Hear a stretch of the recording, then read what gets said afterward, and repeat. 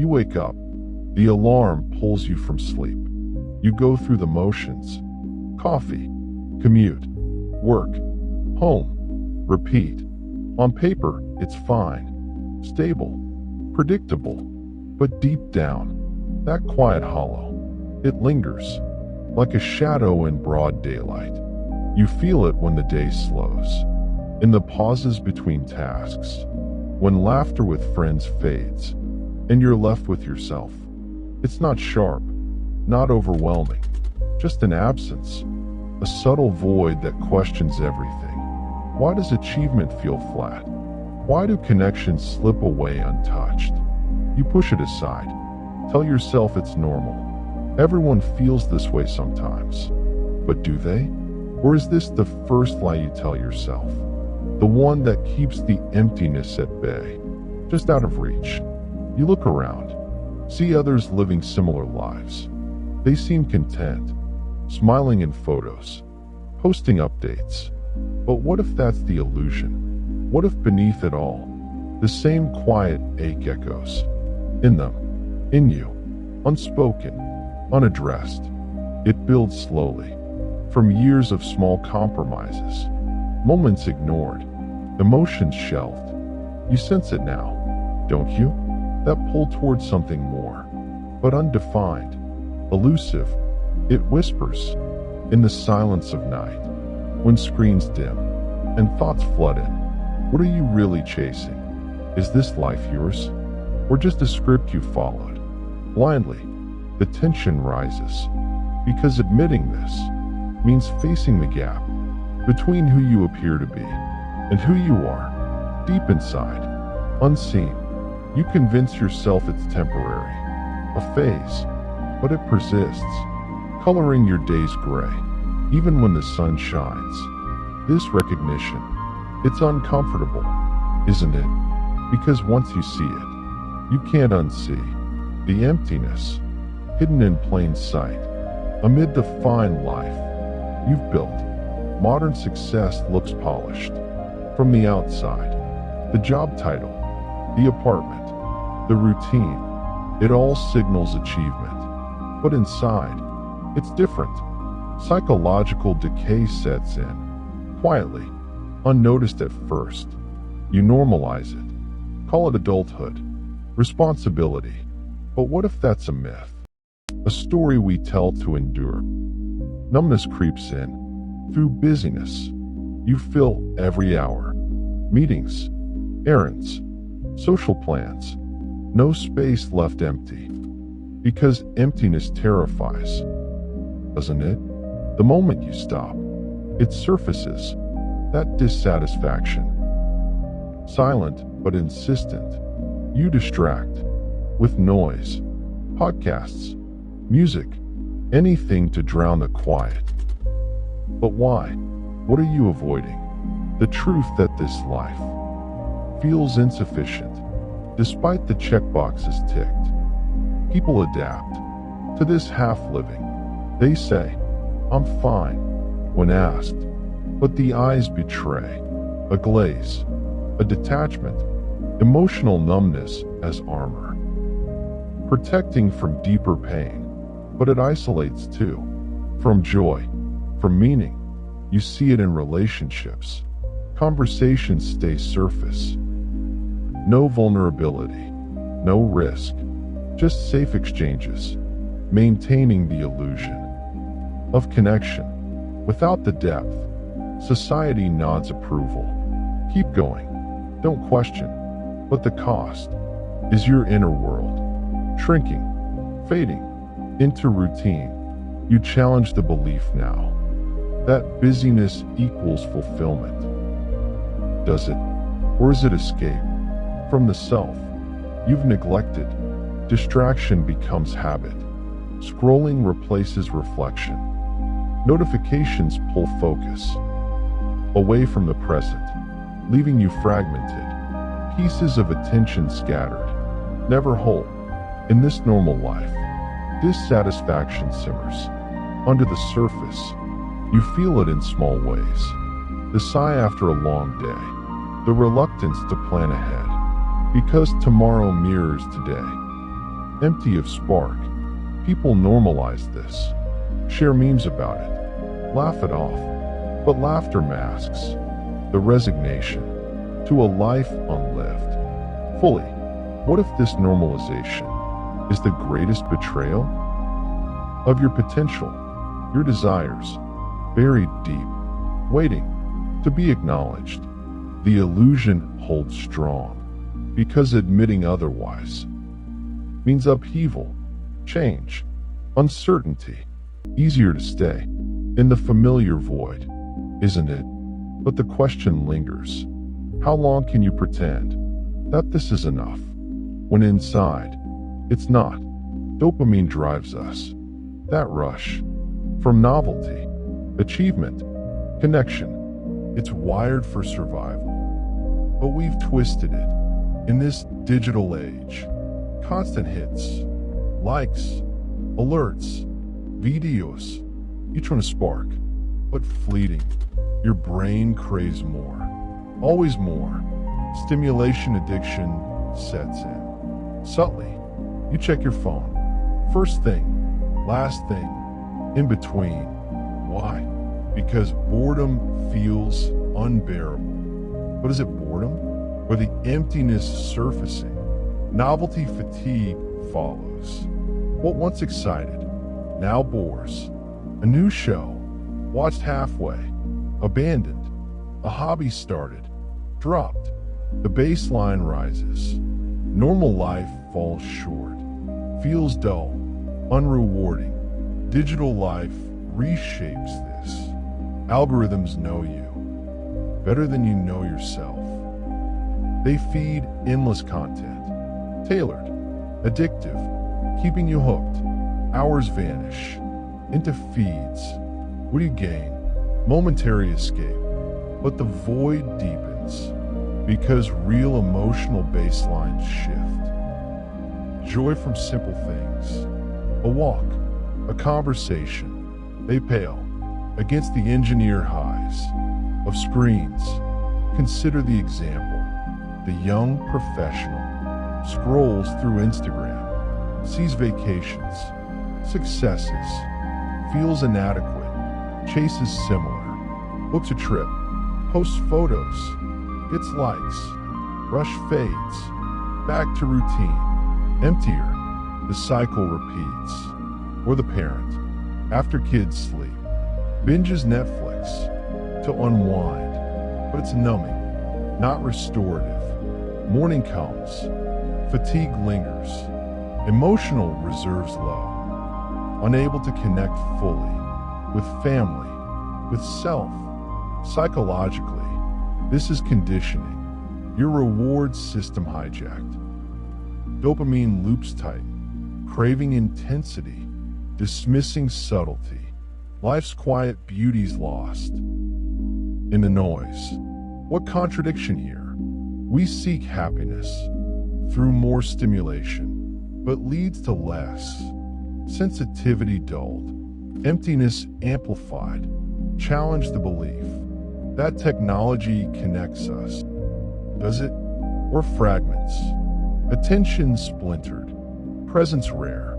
In conversations, phones out, minds elsewhere. Emotional bonds weaken, replaced by digital proxies.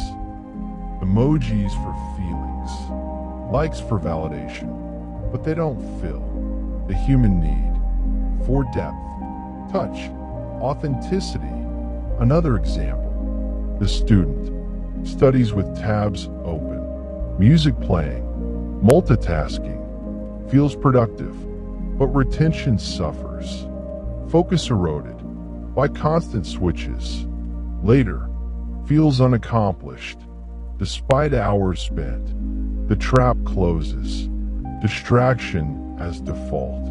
Reflection avoided. Because in stillness, the questions arise. Why this path? What do I want? Truly, uncomfortable. So we distract, perpetuate the fatigue, the addiction. Breaking free seems impossible. But first, see the trap for what it is, a reshaping of your mind, your emotions, your life, into something hollow, even as it promises fullness. Your identity, it's not fixed, it's constructed, layer by layer, from roles, expectations, masks. The false self emerges. To fit in, to survive, you wear it, at work, with friends, even alone. But why? Fear drives it, of rejection, of vulnerability. Authenticity feels risky, exposed, so you borrow lives from others. Society's blueprint, success defined external. Climb the ladder, build the image, but it's not yours. Self-betrayal becomes routine. You silence inner voices, desires ignored. For safety, for approval, the ego crafts these masks.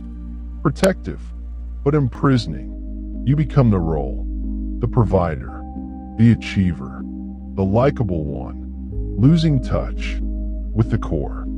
Fragmentation follows. Pieces of you scattered in different contexts. No cohesión, no wholeness. What rhetorical question now? Who are you when no one's watching? Strip away the masks. What's left? Often, uncertainty, emptiness, because the true self atrophied from neglect. Examples abound. The artist takes a corporate job for stability. Years pass. Creativity stifled. Feels disconnected from passion. Betrayed self. For practicality, or the partner in a relationship hides true feelings. To avoid conflict, emotional suppression builds. Identity erodes, becomes a shell, pleasing others, forgetting self. Social roles reinforce. Family expects certain behaviors. Friends label you the funny one, the reliable one. You play along, but inside, resentment brews because it's inauthentic, living borrowed, not owned. The contradiction? We chase individuality through trends, bronze, but end up uniform, masked similar, authenticity rare, feared because it disrupts the status quo, self-betrayal as survival in a world that punishes deviation. From norms, you adapt by fragmenting, compartmentalizing. Work self, home self, online self, each a fragment, never integrated. The cost, inner conflict, emptiness as the glue, holding the pieces, but weakly, one crack and it shatters. The fear of authenticity. It's deep, rooted in trauma, past rejections, failures. You learn, hide, conform, survive. But survival isn't living fully. It's existing in fragments. Question the common belief. That roles define us. Do they? Or confine, limiting expression to acceptable bounds. Breaking free means reclaiming the fragments, weaving them into a whole. But first, face the fear of being seen, truly, without masks, vulnerable, real. Many people protect their emptiness. Unconsciously, it's become safety, a familiar campaign. I disrupted. Awakening threatens. The known, even if painful, the dark core, is this attachment to the void. It serves purposes, hidden, an excuse. For inaction, I feel empty, so I can change. A shield against risks, failure, rejection, emptiness as identity. I've always been this way. It defines, limits, but comforts in its predictability. Why do most resist? Change demands death of the old self. Ego resists, clings to stories of inadequacy, of normalcy, the unconscious choice to stay stuck because growth hurts, exposes wounds, traumas buried deep. Better to numb than feel fully the truth. Uncomfortable. Many prefer illusion over reality because reality demands accountability to self, to life. Psychological contradiction here. We say we want fulfillment, but sabotage it through habits, addictions, distractions, protecting the emptiness as if it's precious.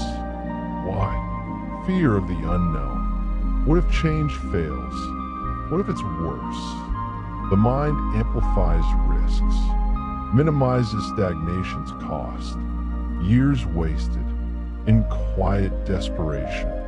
Another layer. Emptiness as control. In chaos, it's reliable, predictable. No phase, no lows, just flatline, safe from emotional turbulence, but lifeless. The resistance deepens when glimpses of awakening come. A book, a conversation, a moment of clarity. Ego fights back. Doubts arise. It's not for me. Too hard. Back to numbness. The cycle, self-perpetuating. Most people, unaware of this protection, see it as fate, not choice, but it is choice, repeated daily, in small ways. Choosing scroll over solitude, busyness over reflection, comfort over courage. The threatening part, awakening reveals you've been complicit in your own emptiness, not victim, but architect. Heavy truth, isn't it? Blame shifts inward. No more excuses. Change possible, but optional. Many opt out, prefer the dark core, the void, as home, familiar, unchanging. Why awaken when sleep is easier, though dreamless? The question echoes, are you protecting yours? This emptiness, out of fear or habit, examine it closely. It might surprise how tightly you hold to what hollows you. Systems thrive on numbness. Society built that way, quietly. Consumerism feeds it. Why to fill the void, but it doesn't. New gadgets, clothes, experiences, temporary highs, then back to empty. Profits rolling for companies while you chase more where culture demands. Endurance, long hours, constant availability, no time for depth, reflection, just output. Emotional suppression encouraged. Professionalism, hide feelings, perform, control through conformity. Social media amplifies insecurity, comparisons, curated lives. You feel lacking. Scroll more, engage more. Data harvested, algorithms refine, keep you addicted, numb, distracted from real issues. Self, societal reinforcement subtle. Norms dictate happiness through accumulation, not introspection.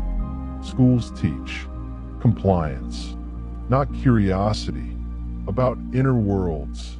Media sells escapism, stories of extremes, distracting from mundane truths. Your own emptiness, government's benefit, compliant citizens, less revolt, more consumption, taxes paid, wheels turn, emotional control as tool, suppress anger, fear, through distractions, polarization, keeps focus outward, not inward. The profit from numbness, immense. Therapy industries boom, but often surface. Pills prescribed to manage, not cure, the root. Modern conditioning from birth. Screens babysit, add shape desires, social roles assigned, deviation punished, through judgment, isolation, so you conform, suppress, numb, the cycle, intergenerational. Parents pass it to children, unaware, a legacy of quiet lives, unexamined. How does this reinforcement work? Through subtle messages. Keep busy, stay positive, avoid the dark, the deep. But the deep is where truth lies. Society steers away, profits from the detour, challenge the belief that progress equals fulfillment. Does it? Or hollows? As we advance, technologically, emotionally, we regress. Connections shallower, presence rarer, emptiness normalized. A side effect of modernity. See in cities, crowds, yet loneliness epidemic. Digital ties, but no depth. Systems designed for this. Control easier over the masses than awaken ones. The reinforcement, pervasive, inescapable, perhaps, but awareness pierces it, sees the strings, pulling you toward numbness. For others' gain, your loss. Transformation isn't loud, it's internal, quiet. Awareness, the foundation. Notice the patterns, without judgment, the distractions, the suppressions. See them as they arise. This builds presence, emotional presence. Feel fully the ache, the joy, the in-between. No numbing, just experiencing. Self-control follows. Choose responses, not reactions. When triggers hit, breathe, observe, detach from ego's grip. Inner authority emerges.